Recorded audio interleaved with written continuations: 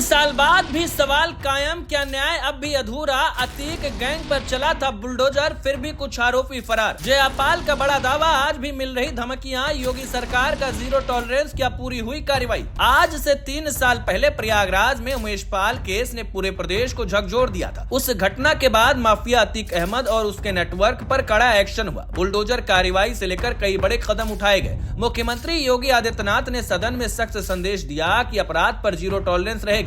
बावजूद इसके कुछ आरोपी अब भी फरार बताए जा रहे हैं। उमेश पाल की पत्नी जयापाल का दावा है कि उन्हें आज भी धमकियां मिल रही हैं और न्याय भी पूरी तरीके से मिलता नहीं दिख रहा है। आखिर 3 साल बाद भी कुछ चेहरे कानून की पकड़ से दूर कैसे हैं? इसी पर देखिए हमारी खास डिबेट। नमस्कार, स्वागत है आपका नाउ उत्तर प्रदेश में। आपके साथ मैं हूं अभिषेक पांडे।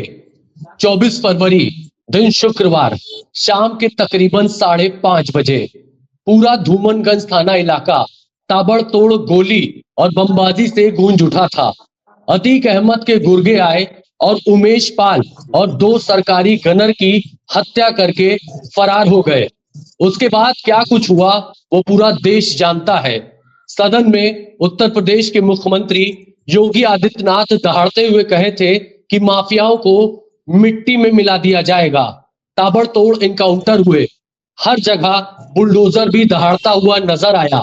लेकिन 3 साल का वक्त बीत चुका है। अब सवाल उठना जायज है कि आखिर गुड्डू मुस्लिम यानी गुड्डू बमबाज अभी तक पुलिस की गिरफ्त से बाहर कैसे है? कहाँ है शाइस्ता परवीन? कहाँ है जैनब फातिमा?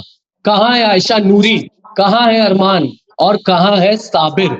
ये सभी वो बदमाश है, आरोपी हैं जिन पर 5 लाख तक का इनाम भी है, हिस्ट्री शीटर भी है। लेकिन अभी तक उत्तर प्रदेश की पुलिस उनको पकड़ने में पूरी तरह से नाकामयाब भी है।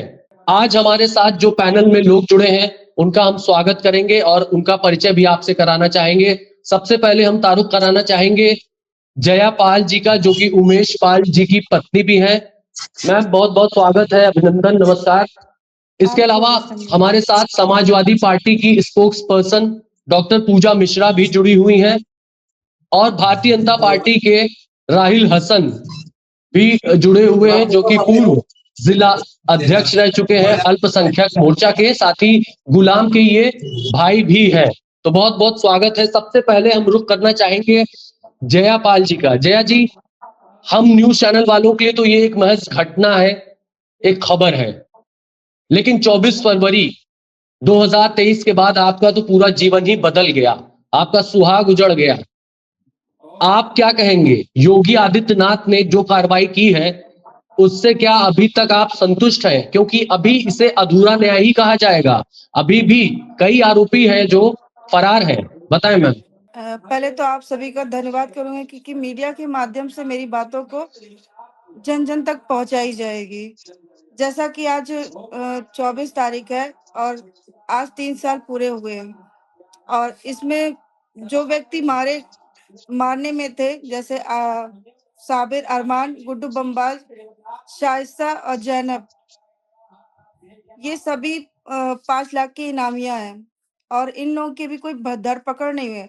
जैसा कि मेरी पति की हत्या कराने में जो शख्स इसमें शामिल थे, उन सभी को बाबा ने मिट्टी में मिलाने का काम किया और उचित था, क्योंकि ये सब ऐसे दरिंदे इस तरह से, जो कि कानूनी दांवपेच का लड़ने वाला व्यक्ति, जो कानून के आधार पर रह के, ना कि उन्होंने कभी किसी को अशब्द कहा, ना गाली गलौज हुई और ना ही किसी को बम से मारने का और रिवॉल्वर से मारने का कोई काम नहीं किया।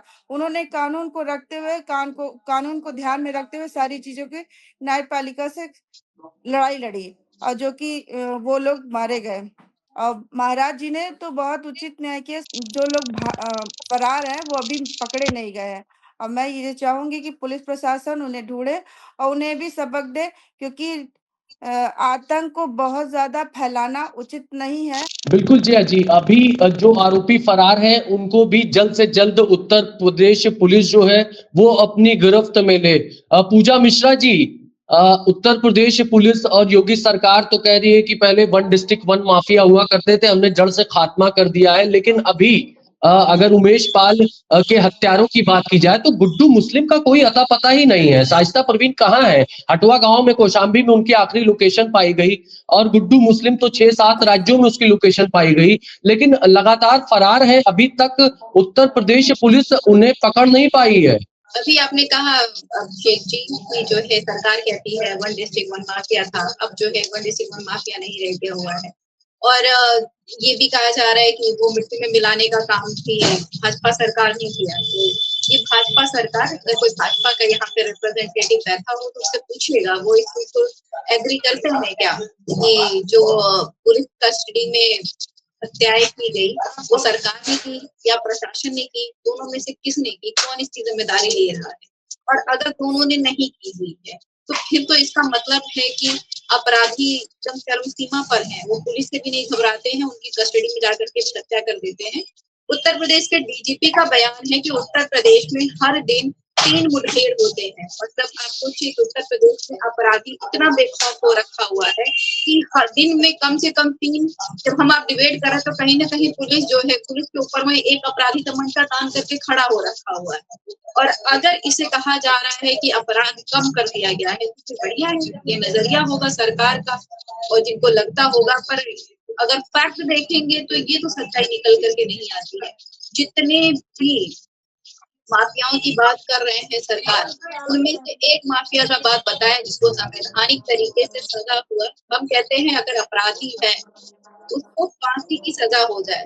पूजा जी, जो मर्डर हुआ उसकी जुडिशियल इंक्वायरी चल रही है और योगी आदित्यनाथ तो कहते ही हैं कि देखिए अगर आप अपराध करेंगे तो या तो आप उत्तर प्रदेश की सीमा के बाहर चले जाइए या जेल की सलाखों के पीछे चले जाइए या फिर आपको जन्नत नसीब करा दी जाएगी, 72 हूरों के पास भेज दिया जाएगा। हमारे साथ बीजेपी के भी पूर्व जिलाध्यक्ष अल्पसंख्यक, या तो आप भाजपा ज्वाइन कर लीजिए, यही ऑप्शन। नहीं बिल्कुल, देखिए सवाल मैं पूछूंगा। और अपराधीकरण जो पहले जिस तरह से खौफ था, जिस हिसाब से माफिया हर शहरों में हुआ करते थे, उनका तो निश्चित तौर पर सफाया जरूर हुआ है, भले ही वो आप कहें वो असंवैधानिक तरीके से हो। लेकिन हम बात करेंगे राहिल हसन से, क्योंकि राहिल हसन के भाई गुलाम का भी इनकाउंटर इसी उमेश पाल हत्याकांड के बाद हुआ था। राहिल जी, आप भारतीय जनता पार्टी से भी जुड़े रहे हैं, अल्पसंख्यक मोर्चा के जिला अध्यक्ष भी रह चुके हैं। इस घटनाक्रम के बाद भारतीय जनता पार्टी ने भी आपको साइडलाइन कर दिया, लेकिन जो ये अपराध हुआ था और उसके बाद जो आपके भाई के खिलाफ एनकाउंटर किया गया, उस पर आप क्या कहना चाहेंगे? पहला सवाल। और दूसरा जो पूजा मिश्रा जी का सवाल था उस पर भी आप अपनी प्रतिक्रिया दें। जी बिल्कुल, मेरा कहना है स्पष्ट कि अपराधी कोई भी हो उसको सजा मिलनी चाहिए। और मेरे भाई ने बहुत ही गंदा काम किया। मतलब परिवार व्यक्त नहीं कर सकता अपनी बातों को कह नहीं सकता कि हमारा परिवार इतना सम्मानित परिवार था और इस तरह की पीड़ा मेरा भाई पूरे परिवार को देकर गया। और बड़ा दुख होता है जब भी मैं जयपाल जी को देखता हूँ तो आंखें आंसू से भर आती है मेरी। और समाजवादी पार्टी तो कभी सच्चाई देख ही नहीं सकती, वो तो आग पे पट्टी बांध देती है। और अभी भी मुझे बहुत दुख होता है अभिषेक जी, जब मैं सोशल मीडिया पे अतीक अहमद को देखता हूँ और उनके परिवार के लोगों की फोटो देखता हूँ। आज भी समाज के लोग जो है फोटो डालते हैं उनकी, पोस्ट डालते हैं उनकी। इस घटनाक्रम के बाद क्या समाजवादी पार्टी के जो चीफ है अखिलेश यादव, उन्होंने आपके साथ क्या किया? मैं भारतीय जनता पार्टी का जिला अध्यक्ष था, मेरा परिवार अलग रहता था, शादी हो गई थी। उनको इसका राजनीतिकरण दिखा कि उसका फायदा लें, तो उन्होंने मेरा नाम मेरे भाई से जोड़ दिया। वो सब तो जांच में क्लियर हो गया, मैं निर्दोष होकर बाहर भी निकला।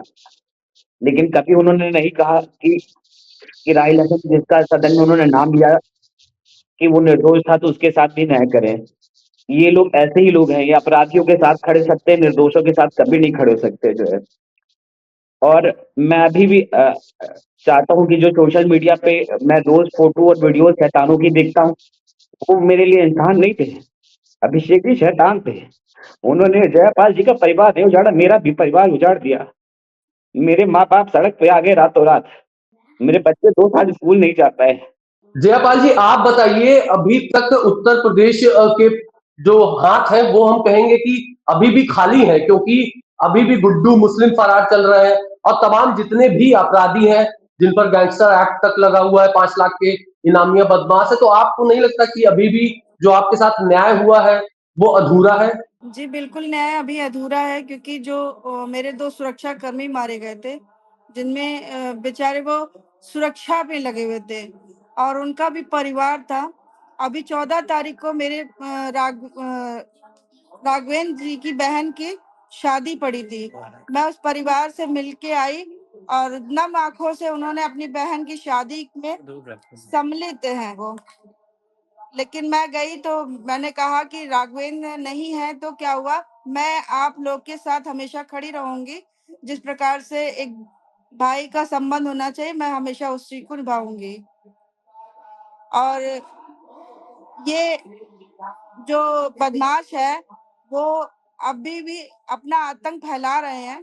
ऐसा नहीं है कि आज नहीं है, जो चीज 18 साल राजू भाई की लड़ाई को इन्होंने बहुत कानूनी दांवपेचों से लड़ा और आगे लड़ते रहे। बाकी अतीक अहमद ने कई बार उनको जो है समझौता करने के तौर पर उनको पैसे की और धमकियों से यानी हर तरह से उनको कन्विंस करना चाहा, लेकिन इन्होंने कहा कि नहीं, न्याय तो मैं न्यायपालिका से ही लूंगा, बाकी तो जो होगा वो देखा जाएगा। उमेश पाल जी तो अब ये दुखद और घटना जो इस दुनिया में बाकी लोग नहीं है, हैं वो लेकिन इस फरार। घटना के बाद क्या आपको भी कोई थ्रेट मिला है? क्या आपको भी फोन पर धमकी मिली है? आप भी बाहर आती जाती रहती हैं, आपको सुरक्षा को लेकर के किसी तरह का कोई खतरा? देखिए अभी नहीं, देखिए खतरा, अब मैं जैसे मैं जाती आती हूँ तो मेरी 1-2 बार गाड़ियों की रैगिंग भी हुई है, मेरे पीछे गाड़ियां भी लगी हुई हैं। और मेरे घर के पास कुछ बुर्के की औरतें आई थी और उन्होंने पूछा आसपास के लोगों से कि जयापाल कब निकलती हैं, किससे मिलती, कहाँ जाती हैं, इन सब का ब्यौरा ले रही थी। और फेसबुक और इंस्टाग्राम के माध्यम से अभी इन्होंने 2-4 दिन पहले एक वीडियो डाला और डालते रहते हैं लोग। वीडियो डाला उन्होंने कि जो है इनकी जिस प्रकार से गाड़ी से निकलते हुए हत्या करते हुए दिखाया गया और उन्होंने यानी उसमें वर्डिंग था कि आज आपकी बारी, आज आपका समय है और कल हम लोग की बारी आएगी तो हम करके दिखाएंगे। और अतीक अहमद जिस प्रकार से लोगों से धमकी भरे शब्दों से बात करता था कि यहाँ से लेकर के वहां तक दौड़ाते हुए मारते हुए लेके जाएंगे, उस तरह का सोशल मीडिया में माध्यम से उन्होंने हम लोग तक संदेशा भेजा।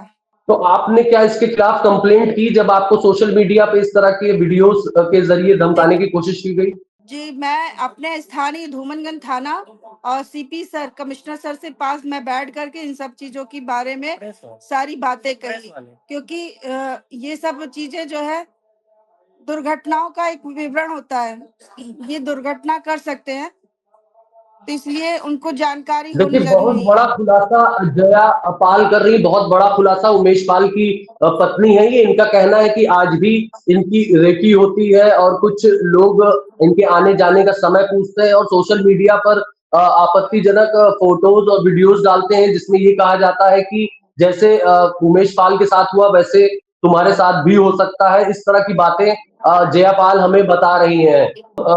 चलेंगे राहिल हसन जी के पास। राहिल जी, उत्तर प्रदेश पुलिस की नाकामी साफ तौर पर नजर आ रही है, क्योंकि अभी तक हम कह सकते हैं कि जो तमाम अपराधी हैं वो फरार है। 3 साल का वक्त लंबा वक्त होता है। क्या कर रही है आपकी सरकार, क्या कर रही है उत्तर प्रदेश पुलिस? नहीं, बिल्कुल मुझे यकीन है योगी आदित्यनाथ जी ने जैसे मिट्टी में मिलाया है वैसे बाकी बचे हुए लोगों को भी मिट्टी में मिलाएंगे। और इसलिए योगी आदित्यनाथ जरूरी है कि आज भी ऐसे लोग के आदर्श जो है अतीक अहमद है, ऐसे लोग के आदर्श अब्दुल कलाम नहीं है। तो मुझे यकीन है कि जल्द ही बचे हुए अपराधी जो इस तरह के लोग हैं उनको सबक सिखाएगी सरकार और निर्दोषों के साथ भी न्याय करती है सरकार। उन्होंने मेरे साथ न्याय किया है, मुझे पूरी आशा है कि जल्द ही जया जी को पूर्ण न्याय मिलेगा।